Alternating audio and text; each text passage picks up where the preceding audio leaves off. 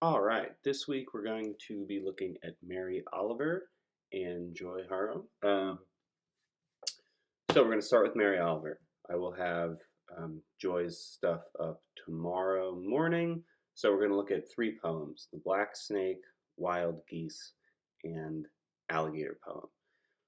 The most important thing to consider about Mary Oliver is that she, tried and true, is a nature poet, right? We have a definition of the pastoral here, which we talked about when lilacs last in the dooryard bloomed, right? Which is a poem that retreats from the trappings of modernity to the imagined virtues and romance of nature and rural life. Now, Mary Oliver writes pastoral poems in the sense that she writes about nature, right? Um, we do have these virtues and romances of nature and but not necessarily rural life, right? um, a pastoral is going to be more so about um, bucolic existence, right? Living in the countryside. And that's not exactly what Oliver's doing, but she is um, writing constantly about nature and the way that we interact with it, how it affects us, um, etc. Right? So we have this nature poetry definition as well from a poet's glossary by Edward Hirsch.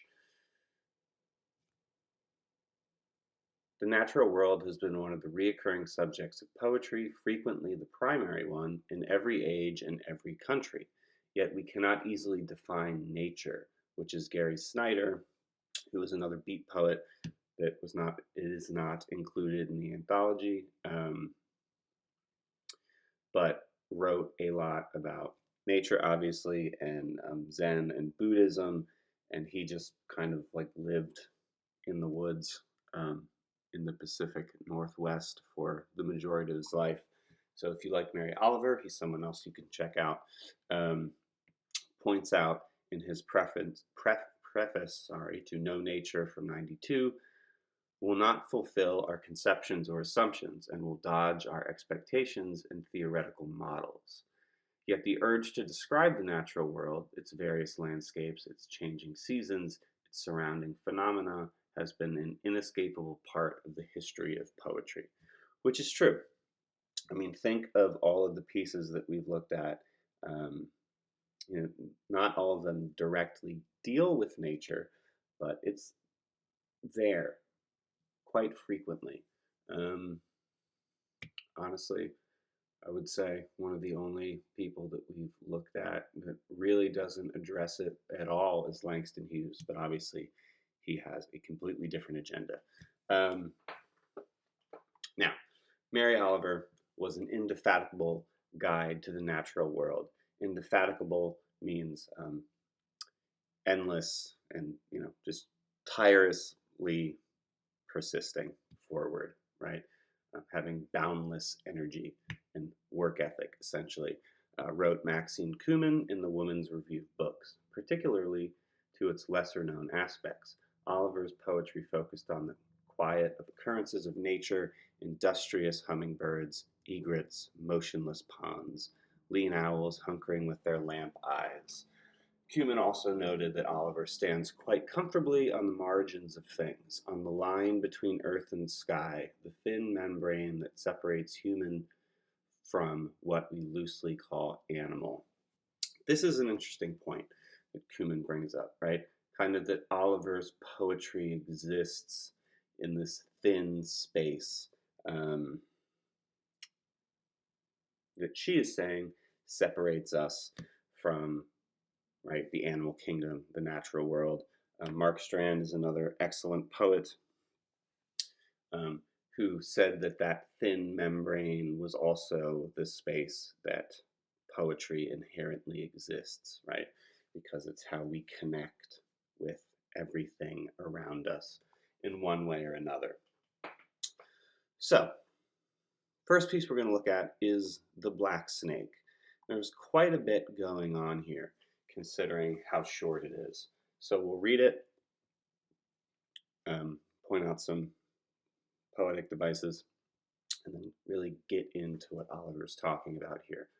So when the black snake flashed onto the morning road and the truck could not swerve, death. That is how it happens. Now he lies looped and useless as an old bicycle tire. I stop the car and carry him into the bushes. He is as cool and gleaming as a braided whip. He is as beautiful and quiet as a dead brother. I leave him under the leaves and drive on thinking about death, its suddenness, its terrible weight, its certain coming. Yet under reason burns a brighter fire, which the bones have always preferred. It is the story of endless good fortune. It says to oblivion, not me. It is the light at the center of every cell. It is what sent the snake coiling and flowing forward happily all spring through the green leaves before he came to the road. So, there are two things going on here, right? I mean, face value, we have a poem about a snake getting hit by a truck, and we have our speaker who, you know, doesn't think it should stay on the road, so they put it back into the leaves, back to nature, where it belongs, where it will return to nature, right? In a completely other conceptual fashion. But this occurrence has our speaker thinking about death then. And one, that it's inevitable, and two, because it is inevitable, there's no point in dwelling on it, right? And we have very specifically seen that same sentiment come up in a couple of Emily Dickinson poems, right? The first writer that we looked at this semester. So, obviously death is a major universal theme that people are always writing about, pondering, considering, um, philosophizing over. But Oliver comes to the same conclusion that so many other writers before her have, right? That because death is inevitable and we don't know when we're going to die, we just live and we move forward through life, right? Like the snake coiling and flowing forward happily all spring through the green leaves before he came to the road, right?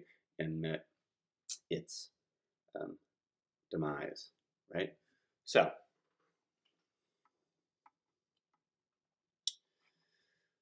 we'll just go stanza by stanza.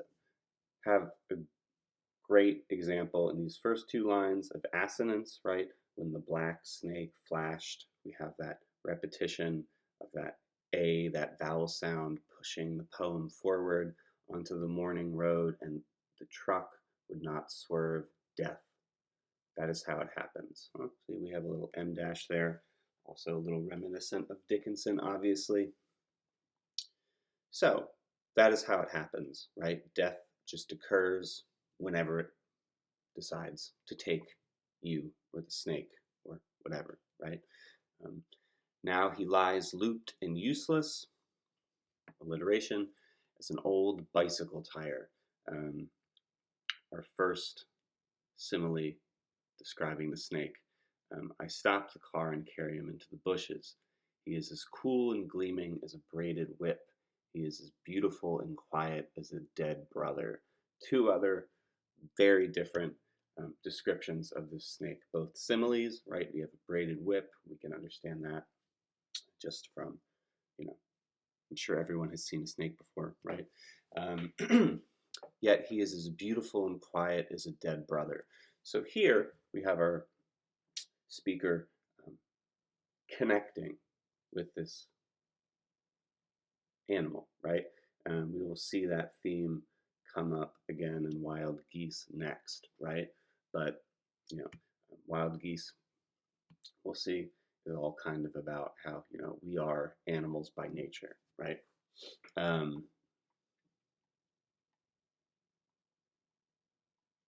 I leave him under the leaves and drive on, thinking about death, its suddenness, its terrible weight, its certain coming, right? So we have this idea of the inevitability of death, and she starts to ponder this notion.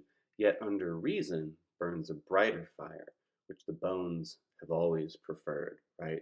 So deep down, it's more important for us to not dwell on death and when it's happening, when it's going to occur, right? Because deep down burns a brighter fire. And this is what's preferable. It's the preferable way to live. It is a story of endless good fortune. It says, to oblivion, not me, right? So, at least I still made it, right? I have another day to live, at the very least. It is the light at the center of every cell, right? Um, It is what sent the snake coiling and flowing forward, happily all spring through the green leaves before he came to the road. So, what is more important, right, isn't dwelling on death and when it's going to happen. What's more important is enjoying life, right? Again,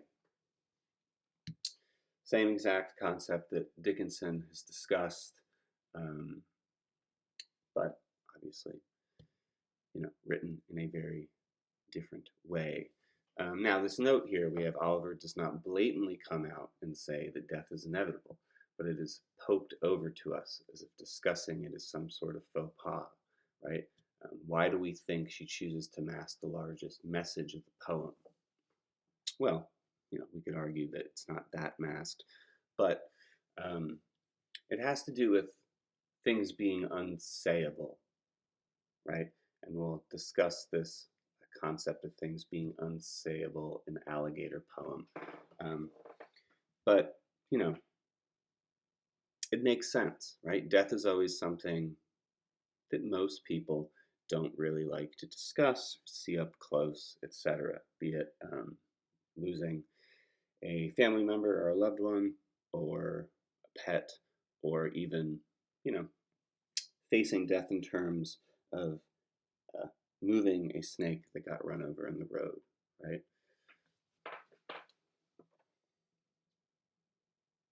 So, considering this theme of the unsayable, let's look at Alligator poem before we finish with Wild Geese. Now, we have a note about the unsayable here. Does Oliver's pattern of venturing into the unsayable from the black snake continue in her other poems, right? Alligator poem in particular, which tells the story of the speaker narrowly avoiding being eaten by an alligator while traveling in Florida. The speaker tells us that this experience was about how I rose from the ground and saw the world as if for the second time, the way it really is. And we will talk about that when we get there. But what is it that the author sees?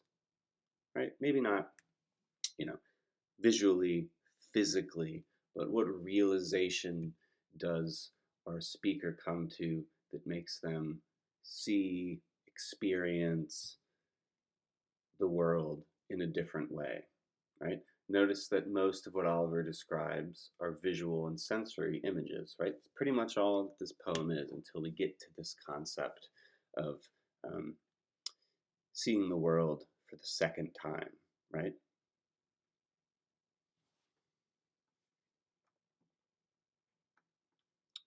So I knelt down at the edge of the water, and if the white birds standing in the tops of the trees whistled any warning I didn't understand, I drank up to the very moment it came crashing towards me, its tail flailing like a bundle of swords, which is just a great description, slashing the grass, and the inside of its cradle shaped mouth gaping and rimmed with teeth.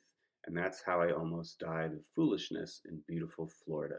But I didn't. I leaped aside and fell, and it streamed past me, crushing everything in its path as it swept down to the water and threw itself in. And in the end, this isn't a poem about foolishness, but about how I rose from the ground and saw the world as if for the second time, the way it really is. So here's our turn in the poem, right?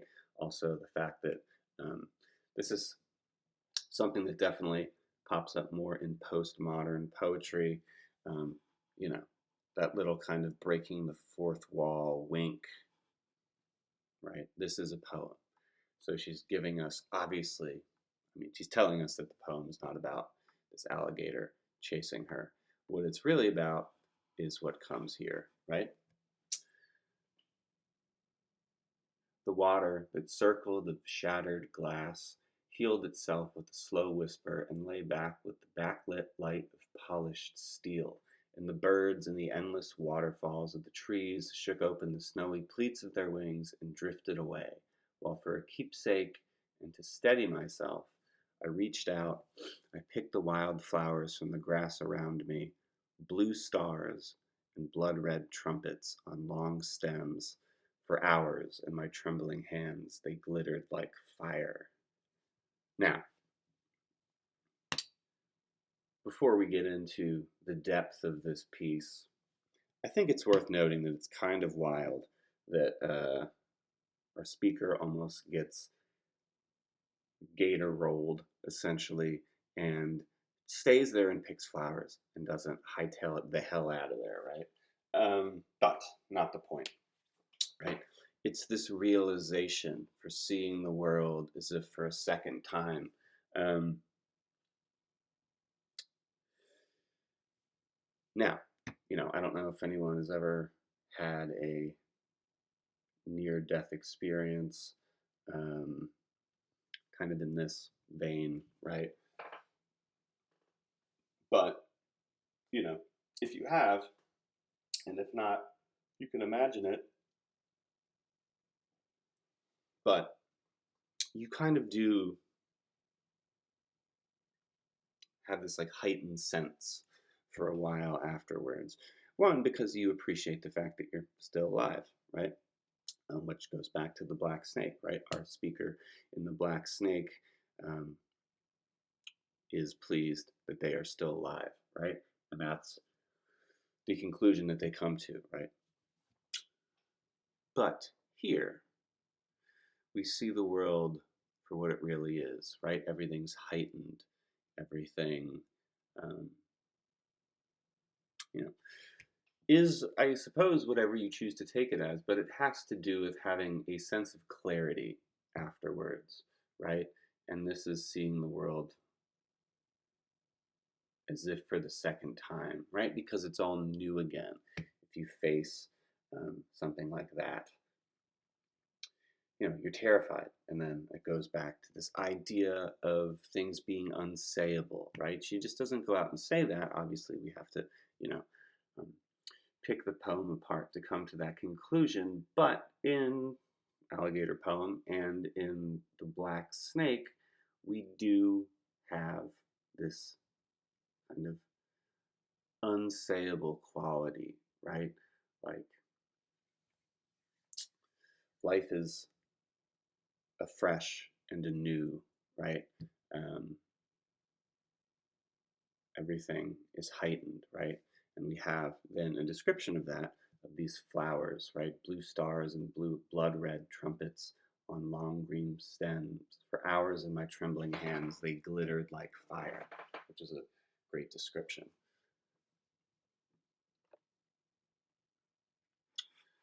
So let's close with Wild Geese. You do not have to be good. You do not have to walk on your knees for 100 miles through the desert repenting. You only have to let the soft animal of your body love what it loves. Tell me about despair, yours, and I will tell you mine. Meanwhile, the world goes on. Meanwhile, the sun and the dear pebbles of the rain are moving across the landscapes, over the prairies and the deep trees, the mountains and the rivers. Meanwhile, the wild geese high in the clean blue air are heading home again. Whoever you are, no matter how lonely, the world offers itself to your imagination, calls to you like the wild geese, harsh and exciting, over and over announcing your place in the family of things. Now,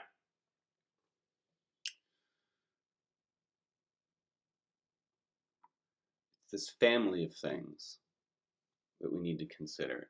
But what we truly need to consider is this phrase up here, which Oliver came up with, and you may have heard it before. It's kind of made it into the American lexicon over the last 30, 40-ish years.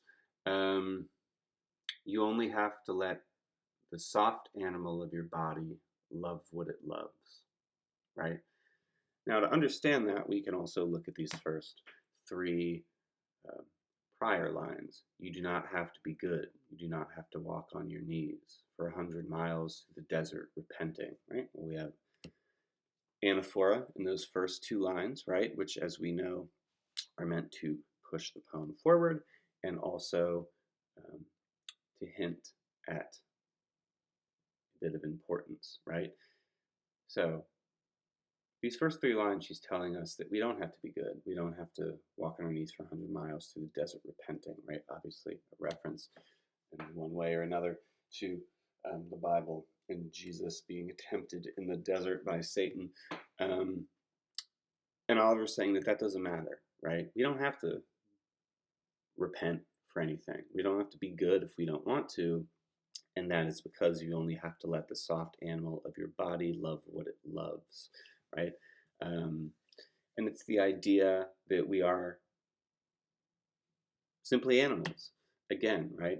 There shouldn't be anything to really differentiate us from the rest of the natural world because we're part of it, right? Even though we've separated ourselves from it with industrialism and modernity, but she's saying that that doesn't matter anyway, right? We're still connected to everything around us. We're still part of the earth and nature.